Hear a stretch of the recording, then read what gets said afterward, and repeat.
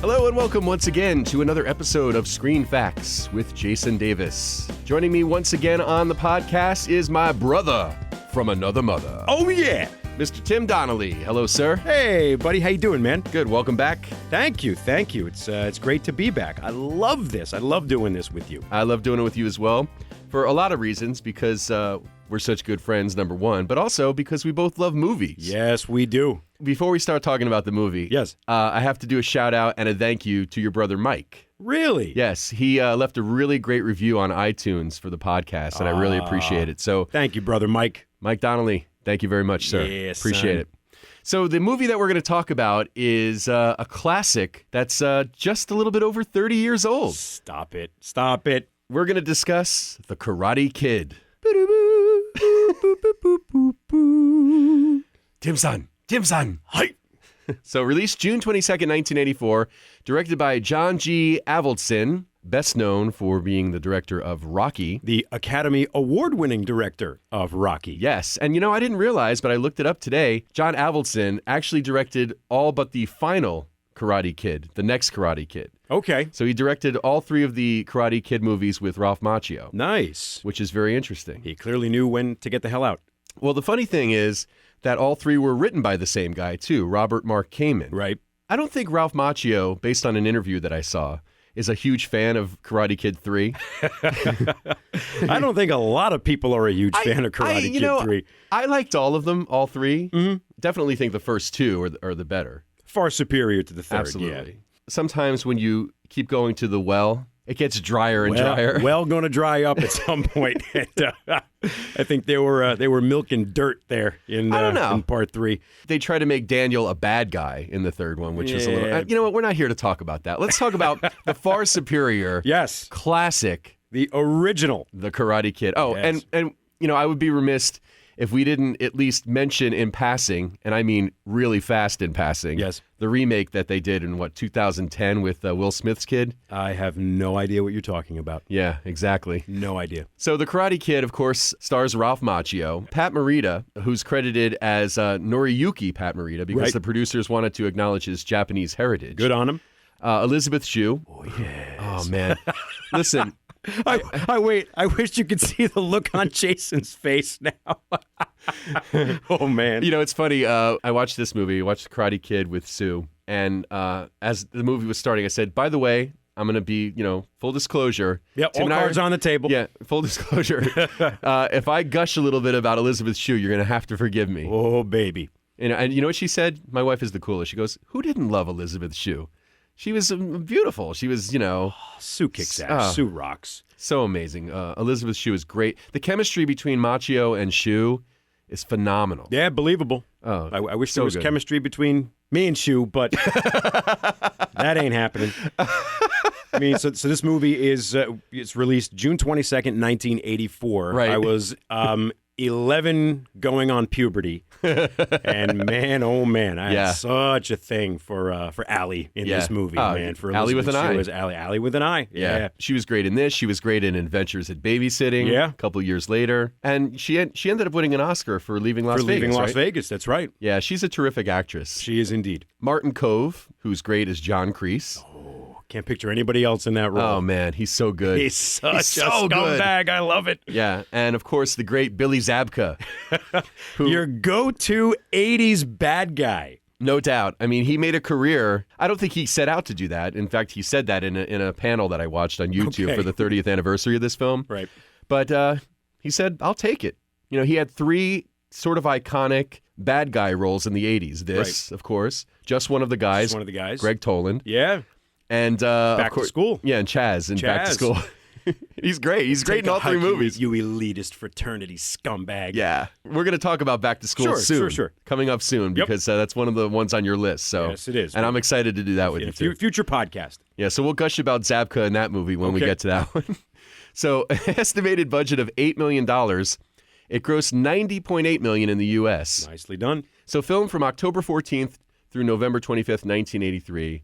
So, Ralph Macchio celebrated his 22nd birthday a few weeks before they wrapped filming. Okay. And Pat Morita was 51 when he played Miyagi. So, it's kind of interesting. Yeah, interesting indeed. Yeah. And it's weird now because you and I are around the same age. We're in our mid-40s. Right. I'm a couple years older than you. But who's counting? He's a lot older than I am. But to go back and revisit these movies that meant so much to us in the 80s growing up. I mean, I was in middle school when this movie came out, and you were in high school. You were in your early high school. Early high school, yes. Let's clarify year, that for the home audience. Early high school. Yeah. And to go back and revisit this 30 years, oh, man, it really, really just gives me a great feeling to go back and watch these movies again. Yeah. Yeah, I mean, and they hold up really well because they're very well written. Yes. I say that, I feel like a broken record when we do the podcast, but, they don't write movies like this anymore. No, they don't. They don't have the human element that a lot of these 80s movies have because I think there's just so much stress on CGI and explosions and all that kind of shit. Yeah, it's a lot of style over substance. Yeah. The great thing about The Karate Kid that I learned while watching the panel, and by the way, you can see this on YouTube, John Avildsen actually had all the people in the cast, they did they rehearsed. He has a rehearsed version of the movie that he recorded, and you can watch it on YouTube. It's like 12 parts, maybe more. Oh, wow. He has a channel on YouTube, and you can watch all the rehearsal footage. So it's basically almost like Karate Kid as if it were a stage performance. Right. Which is pretty cool. I mean, I didn't really watch any of it because I just ran out of time, but I had no idea that even existed. Yeah. So thank you. See, so you learn stuff listening to the podcast. Exactly. If you go on YouTube, just search for John Avildsen's channel. Okay. And you'll find all that stuff. Sweet. So he was really meticulous in making these characters come to life. Well, it certainly shows in the movie. You can't argue with that. Absolutely. Pat Morita was nominated for Best Supporting Actor for the Oscars and Golden Globes for his performance. And the funny thing about Pat Morita is that, and I didn't realize this actually, he was a stand-up comic. Yeah. I mean, I remember him from Happy Days as Arnold. As Arnold. But he was also a stand-up comic and apparently pretty popular. But they referred to him, and I'm going to say this because he said it. Right. So, don't send me hate mail. He referred to himself as the hip nip. The hip nip, yeah.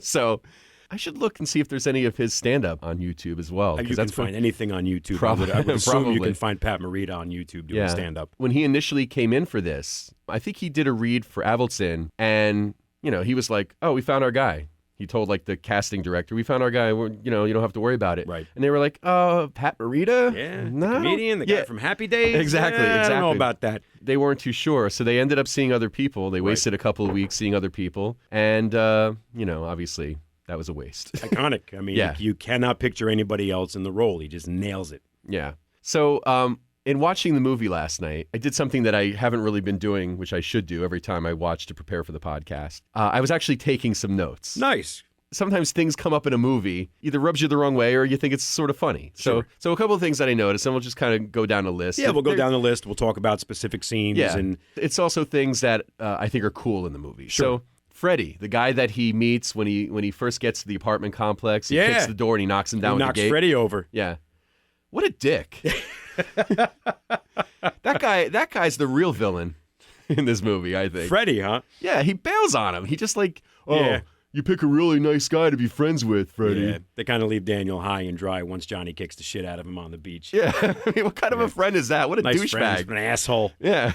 And if you notice, I think they make this point in the commentary, when you first meet Freddie after Daniel knocks him down, Freddie is wearing a T-shirt of two pigs making bacon. saying making bacon. I laugh every time when I see that. And I don't know how they got that past network censors when they showed the Karate Kid on television. Yeah. But they didn't block it out. They didn't pixelate it or anything. And there Even it is, for a PG movie, yeah, it's kind of racy because it's clearly a pig humping another pig. Sure. It's great. So the conversation that Daniel has in the restaurant, when he's talking to his mom, when he wants to go check out the dojo because he wants to learn the karate studio. Oh, it's all right. And then he's talking about Allie, and he says, and his mom says, she pretty, pretty like Judy. Oh, she buries Judy. She buries Judy? Buries Judy?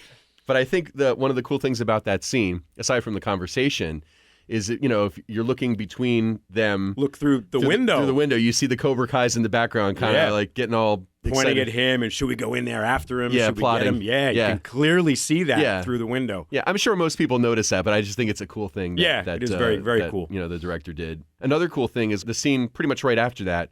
Daniel's riding home on his bike. Yeah. And, you see him, and then in the distance, you see like the shadows of the Cobra Kai on their motorcycles on the wall. Before you actually see them. Right. With the evil music, like, oh, this is not going to be good for Daniel. Not going to end well for Daniel. And then of course, they run him off the road. Yeah. When Miyagi's talking to Daniel about you should be going to the dance, the Halloween dance. Well, I don't have a costume. So if you have a costume, you would go. Yeah, if I could go as the Invisible Man. Yeah, Invisible Man. Yeah, so I won't be seen. Oh, okay. And if you look on the wall of Miyagi's shop, there are all the components for Daniel's shower costume. Right behind him, which is clearly cool. Miyagi helps him make a costume so he can go. Right.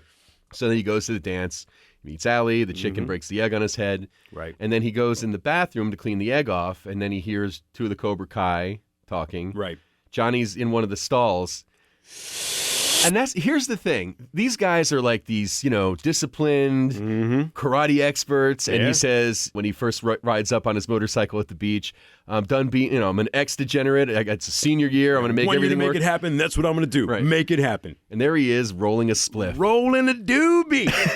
Rolling doobies. Right. And listen, I'm not, prude when it comes to that. Whatever. I don't think there's anything wrong with it. But it seems kind of weird that these karate guys are like smoking a joint, right? Anyway. It was funny. And blink and you miss it. But yeah, he's clearly rolling a joint. Oh, absolutely. Daniel soaks him with the hose. Right. And I love when he comes running out, yo, Johnny. Johnny, what's up? The guy in the Spider-Man costume. Right.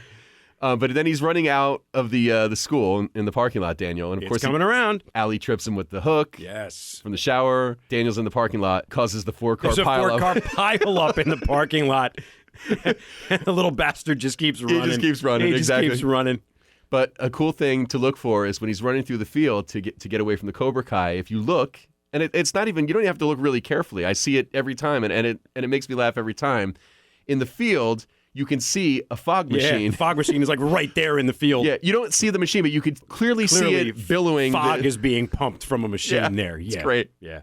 They get to, the scene later on in the movie when Allie and Daniel go out on the date. Yeah. To golf and stuff, and they go to Allie's house to pick her up. It's just so Daniel's just so awkward and uncomfortable. Totally. Man. It's painful to watch. Painful. Totally. It's like right up there with Jon Favreau repeatedly calling the girl in Swingers. It's just painful to watch. Yeah, but the house is very interesting to me because I've never seen steps like that at a house. Right. The steps literally reminded me of Rocky, like the museum steps. The museum in Rocky, yeah. Which is kind of interesting because of the director. It's directed by the same guy. Right. Then his parents pull up in a Rolls Royce. I find it interesting that Allie is so down to earth, even though, she comes from a real rich background, and her friends are all complete douchebags. Right. They're just snotty bitches. Oh, my God. They're the worst. Right. They're mean girls. They're like mean girls. Yeah. But she's nothing like, why does she associate with them? I guess because they're all rich? I have no idea. But yeah, she's totally not that. Because she can't be, because the movie requires her not to be. Yeah, I suppose. So a couple of other things. Miyagi, when he's trying to catch the fly in the chopsticks. Man who can catch fly in chopsticks can accomplish anything. Love it. Beginner luck. Yeah. But you can clearly see the fishing line attached to the it flies on a fishing line. Which is great. It's pretty obvious. Which is awesome. And then another thing that I noticed last night when I watched, but hadn't noticed before, and all the other times I've watched this movie, was in the fight scenes toward the end of the movie when Bobby takes out Daniel's knee. He doesn't want to. No, he doesn't want to do it. He doesn't want to, but he does it. But you can see like all the other guys in the Cobra Kai, including Johnny, are looking at Kreese. They look at Kreese like, huh? They're looking at him like, this isn't right, man. Yeah. We could beat this guy. We don't need to cheat. Even when Kreese tells Johnny to sweep the leg. Right. He's like, do you have a problem with that? No, sensei. Yeah. Yeah. But it goes back to what Miyagi says, that there's no bad students, just bad teacher. Exactly. No such thing as bad student, only bad teacher. Teacher say, student do.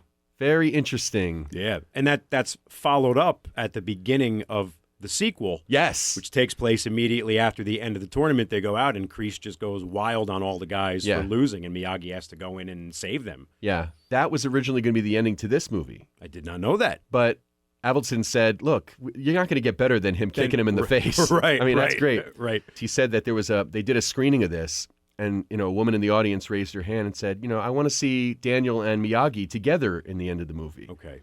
And Avildsen was like, you're right. So that's when they did the shot, the close-up of Miyagi kind of smiling at the end. Right. They had to do like a whole separate shoot just to get that. But I actually liked the whole stuff in the parking lot. But yeah, that wouldn't have made sense to end the movie with that. Yeah, I agree. It's a great way to start the second movie. Great start for the sequel. Martin Kove actually had some pretty cool insight as to why Kreese is so intense. He's so pissed off. Yeah, so he was saying that in his mind, in his backstory for Kreese, he was a guy that was in Vietnam, and of course, soldiers weren't allowed to win in Vietnam. Right. We're not going to get too political here, but of course. Yeah. When he came back and he started the dojo, in his mind, I'm never going to lose again. Like losing is not an option. Right. So that's where the whole no mercy thing comes and all that. So sure, that was a theme that ran through a lot of movies in the 80s as the country was, kind of starting to come to grips with Vietnam. And one of the famous lines in, I think it's the first Rambo film or the second Rambo film, he says to Colonel Troutman, he says, do we get to win this time, sir? Right. And there's a photograph of him in the dojo. Yep. And I don't know, was he a Green Beret? But clearly he was the champion of whatever military unit he was in. And his picture is up there in the dojo if you look. Yep. Yeah. Yep. And it's interesting that he ended up playing a bad guy in Rambo 2, in First Blood Part 2. That's right. Another veteran. But yeah. Another connection He's there. he's really good at that. And you got to go with what you're really good at. And speaking of backstories, William Zabka came up with a loose backstory in order to better get the feel for playing Johnny Lawrence. He says on the DVD commentary that he envisioned Johnny as having no father, and that Sensei John Kreese is really the closest thing to a father figure that Johnny has. And so despite the fact that Kreese tells him to do things that Johnny knows aren't right, he doesn't want to let down this father figure who has nurtured him and taken care of him. Throughout the whole movie, he's kind of in this trance almost, under Kreese's trance. At the end of the movie, I'm assuming anybody listening to this has seen this many times too and knows how the movie ends. Right. If you don't want to have the ending blown for you, stop listening. Stop listening now. Okay, if you're still here. So, of course, Daniel kicks him in the face and wins the tournament and, redemption, all that. But Johnny, it's almost like a light bulb goes off. Right. And he becomes kind of nicer, all of a sudden. He's the one who hands Daniel the trophy. Championship You're all right, trophy. LaRusso. Says, you're all right, LaRusso. Yeah. Good job. And Daniel's like, hey, thanks. Yeah. Yeah. But yeah, so it's kind of interesting how characters can develop. But in the panel, he talked about how he, at the time, Zabka didn't actually think of Johnny as a bad guy. He's just a guy that is hurting because he lost his girlfriend. Right. Here comes this new kid that's kind of swiping his girlfriend from him. And Daniel, there's that thing on YouTube. Have you seen the thing on YouTube where Daniel LaRusso is the real villain? He's not, obviously. Right. I don't agree with it. No, it's but funny, though. It's funny, and it makes you think. Yeah. Makes you think a little bit. It's funny because there are certain parts of the movie where Daniel does instigate. Yes, no doubt. No doubt about it. Which I think is kind of cool because a kid coming from Jersey is going to have a little swagger, probably. Sure. And he's not going to just, get his ass kicked and not fight back a little bit. But of course, he's no match for these guys. Of course not. Because they've been studying with Kreese. So, but he punches Bobby on the soccer field. Yeah. When he douses him with the hose at the dance. I mean, these are things that he could have avoided doing. Right. And and avoided an ass kicking. He didn't have to do those things. Right. But again, maybe it's the whole Jersey attitude. Yeah. If you get me, then I'm going to get you back twice as hard. Who knows? The scene that Zabka read with John Avildsen didn't make the movie, but he told a story about it in another podcast that I listened to. Okay. It's called Pop My Culture. It's a pretty cool podcast. But first off, Zabka actually had auditioned for The Outsiders, which is kind of interesting because Ralph Macchio was in that movie. So when he first read with Macchio for Karate Kid, he was kind of intimidated because, Ralph was in The Outsiders. So, sure. So he was so nervous, he kept getting a little tongue-tied. Later on, he asked Ralph how he did, and Macchio said that he told Avildsen that all of the Cobra Kai guys that he read with were really mean, but that Zabka as Johnny really scared the shit out of him. So he, probably kind of gave a good review. But the scene that he read, when he first auditioned for Avildsen, was a scene where it was supposed to be him and Daniel, and he goes to see Daniel at the water fountain at the school and give him the death sentence, or the death certificate for his mommy to sign so he could fight with the big boys in the tournament. Right. So it's probably the registration form, but he called it the death certificate. Death certificate. So as Johnny's walking away, Daniel says, hey, you think he might be wrong? Johnny says, who? Daniel says, your teacher. And Johnny says, watch your mouth, asshole. That's the scene. Okay. Which I thought would have been kind of cool in the movie. Yeah, kind of interesting. Just because it would have been a cool moment with just the two of them. Right. But in the audition with Avildsen, he got so into it that he grabbed Avildsen and he kind of shoved him down into a chair, like to make his point. Which, you know, he said that's something you never do. You don't touch the director or the casting director when you audition. Right. He just got swept up into the role. He got so into it. And I guess it made an impression because obviously he got He's in the movie, isn't he? Yeah. He got the role. He said it was like the first time he had ever been taken over by a character like that when he, in an audition. So, yeah, he's great. He's really awesome. Perfect. And again, you really can't picture anybody else in the role. And getting back to something you said earlier, there are a few times in the movie where you could kind of consider Daniel an instigator who doesn't have to get into these situations that he finds himself getting into. And Johnny, I don't know if you could consider him a sympathetic character, but, you know, he's 17 going on 18, like he says. He's got 1 year to make it all work. He's pumped full of, hormones, and he's a teenage boy, and he's full of angst, and, you know. And he has these skills. And he's got these skills, and he's got a teacher who's whispering evil things into his ear all the time. You know, I get it. I get where Johnny is coming from. I don't agree with it, and I think he is clearly a bad guy, but I get it. Well, I think the whole point is that the difference between the mentality of the Cobra Kais and what Miyagi teaches Daniel is that, you know, karate is a defensive art. Right. And this is something that, again, Martin Kove said, it's an offensive skill as opposed to a defensive art to crease, where obviously Miyagi has the opposite feeling. You know, you learn karate so you don't have to fight. So you don't have to use it. Right. When you look at the Cobra Kai, in my opinion, Johnny's not the biggest dick out of all of them. No, not really. In my opinion, clearly the biggest dick. Dutch. No doubt about it. Yep. I mean, that guy is just bleach blonde Hitler Youth Dutch. Steve McQueen's son. Steve McQueen's son, Chad McQueen. Yep. I mean, he's great, but I don't even think Johnny's that bad. Dutch, borderline sociopath. Yeah, exactly. Borderline sociopath. Yeah. Now, correct me if I'm wrong. The African-American Cobra Kai guy, is that Lamar from Revenge of the Nerds? That is absolutely Lamar Luttrell from Revenge of the Nerds, yes. He doesn't have a speaking part. He doesn't have a line in the movie. No, he doesn't. But he just gets his ass kicked in the dojo and at the tournament. Right. Did you know that Daniel LaRusso's original character name in the original script was Daniel Weber? Daniel Weber. And what, they took one look at Macchio and said, yeah, a little more vowels. We need more vowels in the last name. That's what Macchio said. Hey, LaRusso, Daniel LaRusso. Yeah. And the Karate Kid was the name of a character from DC Comics' Legion of Superheroes. DC Comics actually had to give them special permission to use the name for the movie. Okay. And they get a little thank you at the end of the credits as well. Nice. First scene shot in the movie was the beach scene. The beach scene. Kind of makes sense. Sets the tone for the rest of the movie. It does, absolutely. The fight choreographer for the film, Pat E. Johnson, is this guy that plays the referee. You know, the main referee in the tournament. He's the one who referees the bout between Johnny and Daniel. Yeah. That guy has a pretty interesting story, too. He was a former student of Chuck Norris, and he's one of two actors in the movie that are 2 degrees of separation from Bruce Lee. Do tell. Patty Johnson was in Enter the Dragon with Bruce Lee. Chad McQueen, who plays Dutch, is the son of Steve McQueen, who was a close friend of Bruce Lee, and also one of the pallbearers at his funeral. Wow.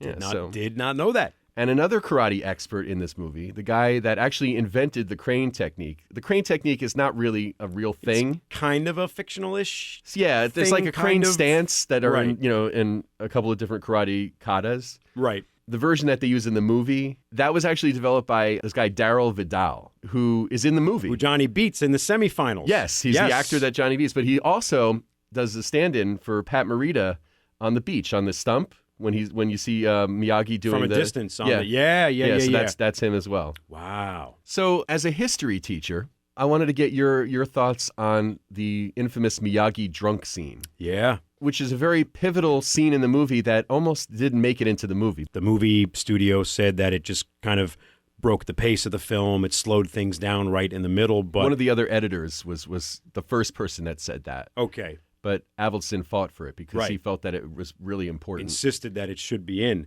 because you get the backstory on Daniel. You know where Daniel is from. You know that he doesn't have a father. It's just he and his mother who's a single mother.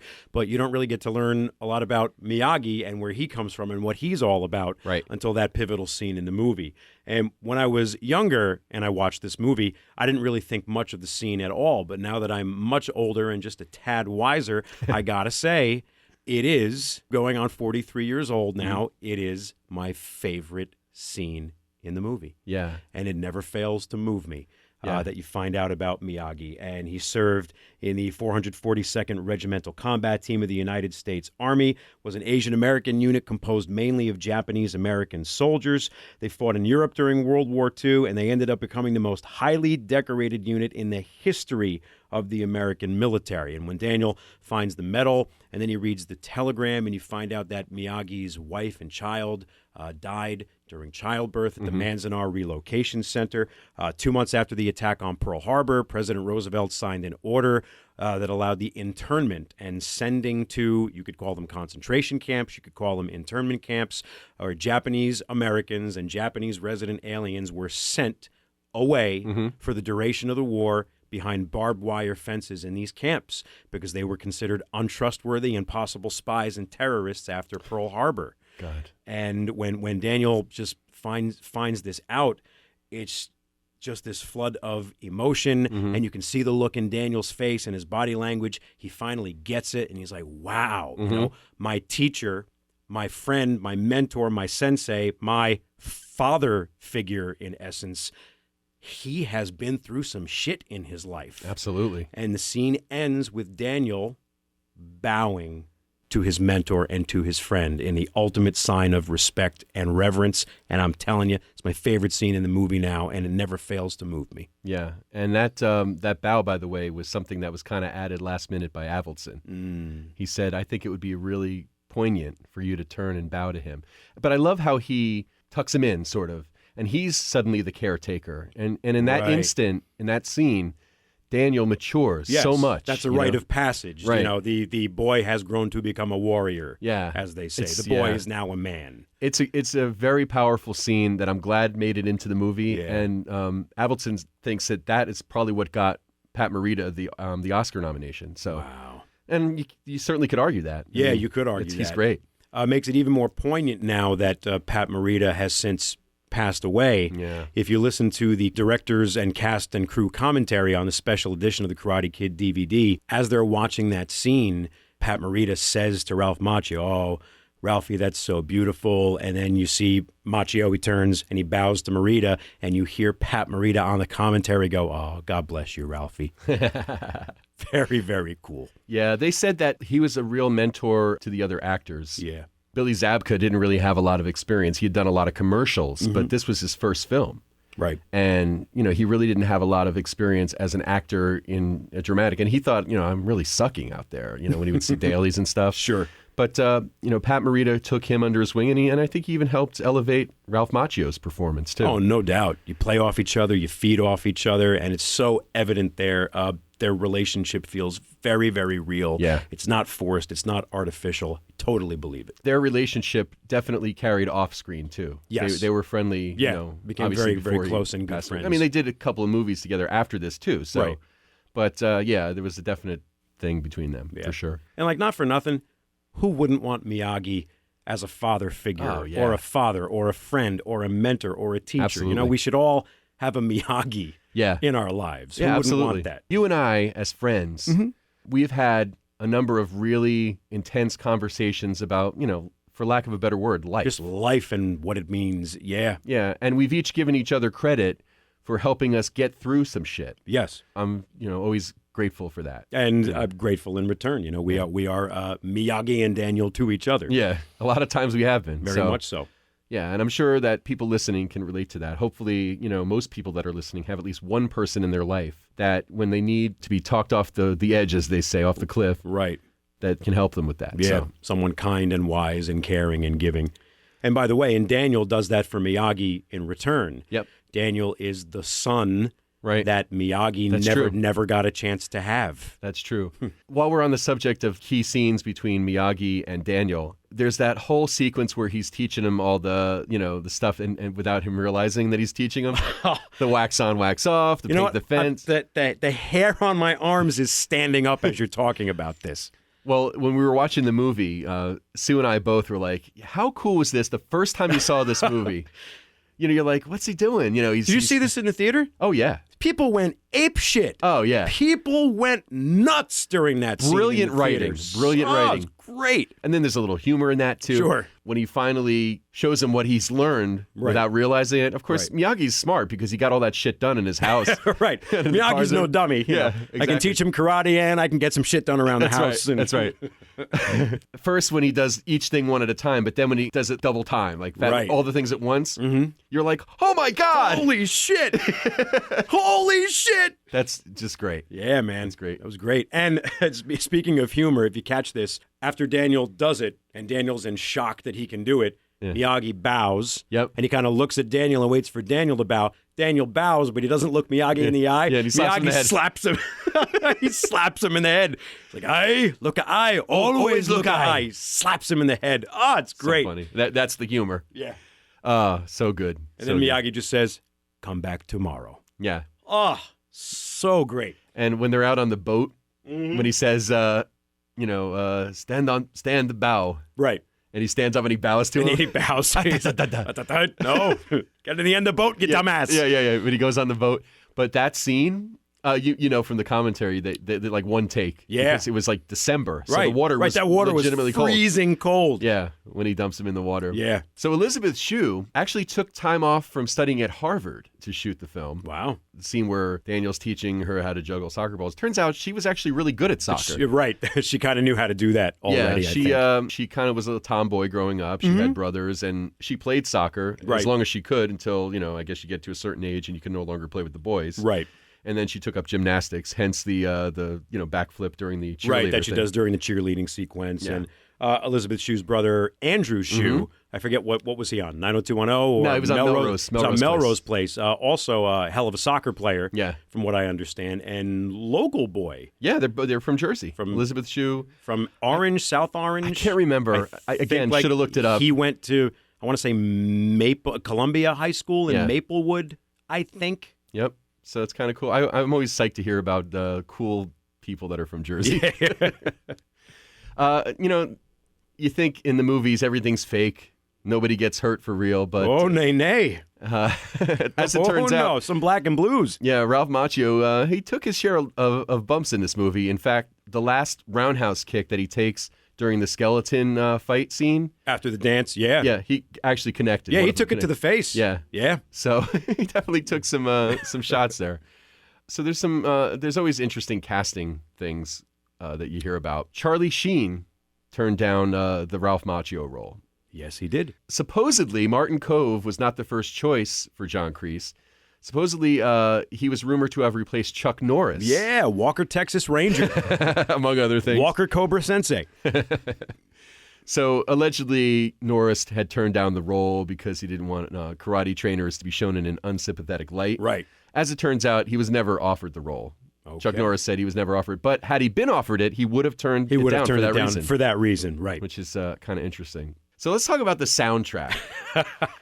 So I love the soundtrack to this movie, man. The soundtrack is great. Yeah, I mean, there's a lot of real cheesy 80s music throughout the movie, like the beach cheesy scene. Music in the 80s? What? No. But like, Stop it. when they're on the beach kicking the soccer ball around, there's like almost like a Beach Boys kind of vibe. Right. I cannot hear Bananarama's Cruel Summer ever without thinking of Daniel LaRusso on his Daniel bicycle. riding a bike on the first day of school. It's oppressively hot. It sucks. He doesn't want to be there. He just got his ass kicked. It has indeed been a cruel summer. Yep. But when you talk about Karate Kid soundtrack, there's really only one song that comes to mind for everybody. Try to be best, but you're only a man, and a man's got to learn to take it. You're the best around. Nothing gonna ever keep it down. Oh, yeah. So all right, now, that's not how the song goes, but I don't know. If anybody listens to this and wants to hit you up for royalties, I can't really sing it how it's supposed to be. Yeah, that's why I just did like the you're the best around. That's it. That's all you need. So that song, the music was written by Bill Conti, who does the score for this movie, of course. And also wrote the music for Rocky. Right. Full He's circle. an Oscar winner for that. Yep. Good in its own way, but I think The Karate Kid is more song-driven. Right. As opposed to score-driven. That's true. Like Rocky is. Yes, that's a good point. And the interesting thing about the song, You're the Best, performed by Joe Esposito. Joe Bean Esposito. Originally supposed to be in Rocky 3, but it got usurped by Another song you might have heard of. A little song by Survivor called "Eye of the Tiger." Which, that's it. Was that a number one hit? If it wasn't number one, it was definitely top 10. At least. Which to me is still one of the all-time great songs. I can't hear that song without getting pumped up, man. Come on, who could? And the great thing about that song and the singer of that song, a quick little side note, the singer, I can't remember the guy's name. Bickler? Is it? Yeah, something like that. Dave Bickler. David Bickler. The vocalist on Eye of the Tiger is the same vocalist that sang the parts of the Real Men of Genius campaign for Bud Light. Real Men of Genius. Great stuff. Another twist, Joe Esposito co-wrote Hearts on Fire, which is in Rocky IV. Yes, it is. And it's performed by John Cafferty. so there's like a whole Rocky Karate Kid connection that goes beyond the director. Right. It's pretty cool, actually. That is very cool. The car that Miyagi gifts to Daniel on his birthday, yes, was given to Ralph Macchio by the producer. He still has it. Does he really? Owns it. He said it's not in great shape. Okay. It doesn't run, but it's, considering it's a 1948 car, right, a Ford Super Deluxe, that it's even intact is pretty amazing. Wow, that is pretty amazing. So, yeah, he still has it. And Billy Zabka still has the red leather jacket that he wears in the film as well. That's great, man. That's great. You have a good friend that you spoke of when we did the podcast for The Shawshank Redemption. Yes. Your friend Janelle. My friend Janelle. And when you told her that you were doing this podcast for The Karate Kid with me, she got really excited. Very excited. So let's go ahead and talk about that. And Janelle texted me and said that movie means so much to me when I was growing up as a kid. I said, if you wouldn't mind, tell me why this movie means so much to you. And with your permission, I'd like to share your story on the podcast. And she gave me permission. And this is what she wrote. I was bullied horribly as a kid, kicked downstairs, pushed into lockers. School was very rough for me. Oh, my God. I was 11 years old. The kids were awful, and I went home crying every day. Mm-hmm. My parents tried talking to the bullies' parents, the principal, the teachers, but nobody would help or do anything. Teachers would say there was no proof. They didn't see anything. The bullies' parents kind of shrugged it off as, well, it's just kids being kids. I was broken down with no way to defend myself. First time I saw Karate Kid, I was with my brothers, and I was in complete awe. I was Daniel LaRusso. I just wanted to get through my day without some kind of conflict, but it never worked out that way. I was never as brave as Daniel. I didn't go to extracurricular activities or dances outside of school because I was too scared of what would happen to me.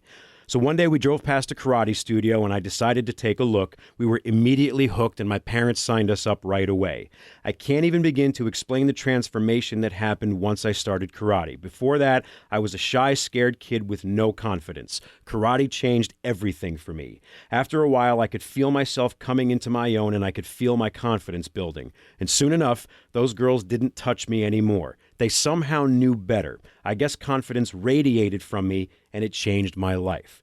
To this day, I cannot watch The Karate Kid without it bringing me back to my childhood. I didn't fight my bullies one by one like Daniel did, but I still feel like I won. I conquered them and my fears without having to fight.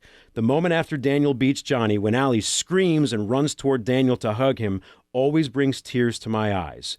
The pride Daniel feels in that moment makes me so happy for him, just as it brings back memories of how I was able to rise above the bullies and become a confident girl who wouldn't take shit from them anymore. Needless to say, that movie had a huge impact on me. And, silly as it may sound, Daniel LaRusso is still my hero. Oh, man, that's a fucking great story. Come on. That's a great story. Come on. Thank you, Janelle, for sharing that story with Tim and letting us talk about it on the podcast. I mean, if you don't mind, brother, I would like to dedicate this podcast to my friend Janelle. And so it is. I mean, I've known Janelle for over 20 years, a little over 20 years, and shy is not a word I would use to describe her. She's outgoing, she's beautiful, vivacious, full of life, fun, and funny. And so for me to think of my friend Janelle, knowing her like I know her now, as like a scared, bullied, 11-year-old girl, it's just unfathomable and disgusting to me. So, Janelle, thank you so much for sharing your story and for allowing me to share it on the podcast. Thank you, thank you, thank you. And I'm willing to bet that there's other people that probably have a similar story to Janelle's. that this movie really impacted them in a way like that. So you never know, man. What may seem just like a popcorn feel-good movie can be someone's it could be life-changing. Can absolutely be life-changing, like it was for my friend Janelle. Now, my only hope is that the people who were in this movie hear this and hear that story. Right. I'm sure Ralph Macchio would be moved by that story. Right. It's kind of interesting that she never had to fight, which is exactly what Miyagi teaches. That's exactly the point of why Miyagi says you should learn karate, so you don't have to use it. Exactly. Yeah. So, but look, man, if the highest purpose of art is to inspire, then by Janelle's standard, the Karate Kid is high art indeed. Indeed. And you did Miyagi proud. It's awesome. This movie is highly recommended to watch again if you haven't seen it in a while. Yeah. Accept no substitutes. Yeah, please don't watch the remake. Please. No. Why did they do that? Why'd you have to go and do that? Yeah. So anything else that you want to add before we wrap it up here? I think we're good, brother. I think we covered everything that's worth talking about. I think we're good. And you really can't follow up that Janelle story with anything. Nah, maybe we got nowhere to go after that. Yeah. Nowhere to go after that. Well, Tim, thanks once again for taking time to come in and talk a movie with me because thank you for having me, brother. My pleasure. Awesome. And again, thanks, Janelle, for sharing your story and letting us put it on the podcast as well. Thanks, babe. Love you. I'm sure you have some thoughts of your own about this movie because it's a great flick. Let us know. Screenfacts@yahoo.com. If you have any comments you would like to add, you can tweet me at Jason Davis Voice. You can find me on Facebook, facebook.com/Jason Davis Voiceover.